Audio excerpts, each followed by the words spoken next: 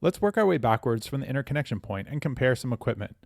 First off, we have our system disconnect, which is almost without exception required by utilities for any distributed generation project, with the possible exception of some small residential projects.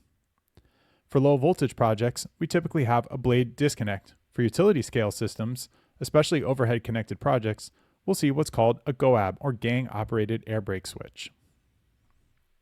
Next up, we have fuses, which can be a really helpful item to have for blanket protection from the utility, which often has a high available fault current.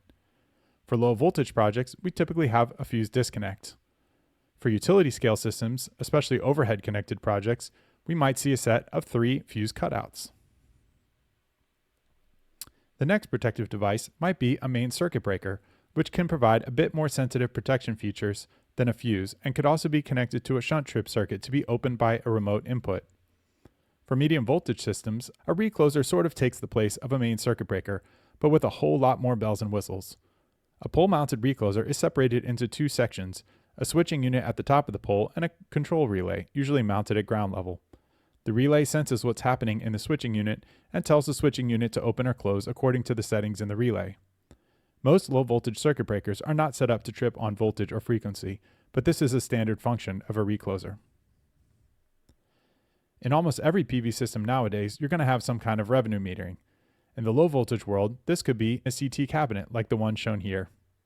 For overhead medium voltage systems, you're likely to see a primary metering rack, though a good percentage of projects still meter each subarray at the low voltage side, either in addition to or instead of at medium voltage. Transformers are not always used in commercial systems, but they're also not totally uncommon either, especially when you encounter a 208 volt service, but you want to use a 480 volt string inverters for rooftop stringing efficiencies. If they're used, they typically are dry type transformers, less than 300 kVA. One of the key differentiators of utility scale projects, in addition to being connected at medium voltage, is that they use a step-up transformer, so you'll have one or more of these on every project. And lastly, our inverters.